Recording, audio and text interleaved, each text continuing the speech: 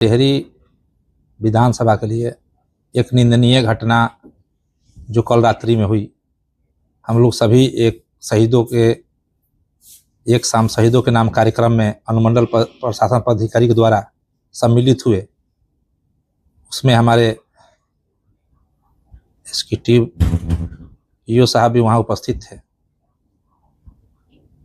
उन्होंने वहाँ अपनी तबीयत खराब कह के वहाँ से वह पहले निकल गए। हम लोग 9-10 बजे तक वहाँ वो कार्यक्रम का संचालन कराया। उसके बाद जो हम लोग आते हैं, सूचना प्राप्त होती है हमको एसडीएम साहब के द्वारा, तो हम लोग पुनः अस्पताल जाते हैं।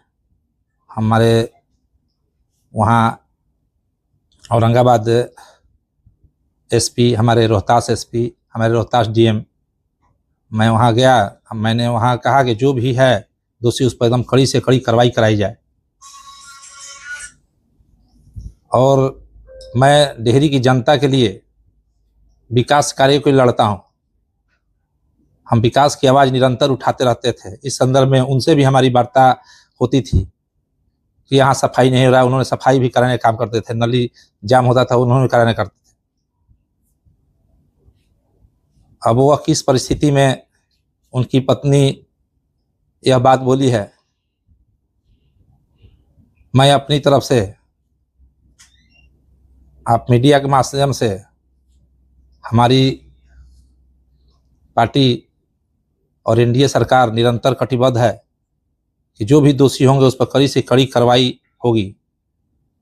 और एक पत्नी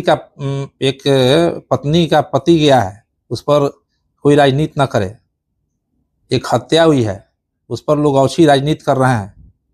राजनीति न करें, उस पर सब कोई मिलकर सोनू सिंह उनके परिवार के साथ खड़ा है, रहेगा। इसमें निष्पक्ष जांच कराने के लिए मैं कटिबद्ध हूं और मैं डेहरी के विकास की लड़ाई लड़ता हूं, न कि ऐसी औछी राजनीति पर हम विश्वास करते हैं। पहली बार कब आप उनसे मिले थे? मतलब किस दौरान?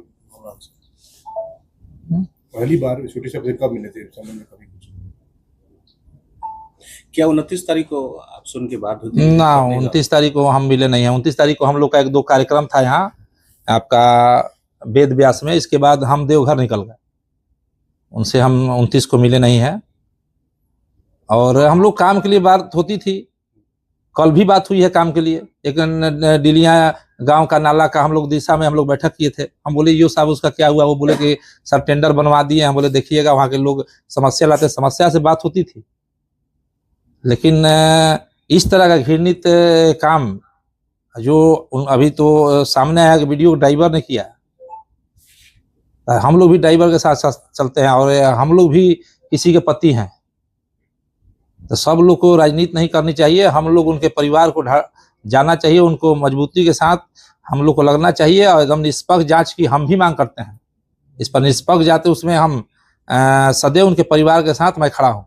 पत्नी का एक आरोप और है कि विधायक जी लगातार फोन करते थे और 50 लाख रुपए की डिमांड करते थे। इसमें क्या? ऐसा मैं कोई फोन नहीं, हमारे पास टाइम ही नहीं रहता कि मैं किसी अधिकारी को डेली फोन करूं। इन्हीं को नहीं, मैं किसी अधिकारी को डेली फोन करूं, इतना समय नहीं रहता है।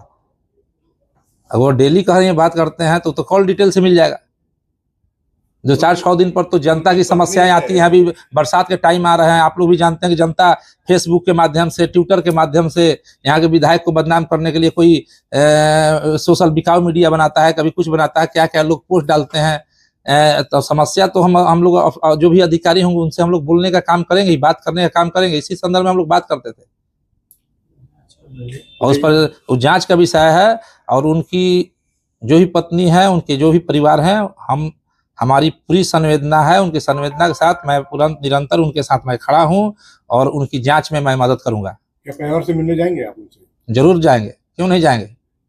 वह अधिकारी हमारे एक अंग थे, लेकिन यहाँ अच्छी राजनीति करके उसको दूसरे ट्रैक पर ले जाया जा रहा है। कोई आरोप लगवा रहा है, वही आरोप लगवा रहा है, समझिए।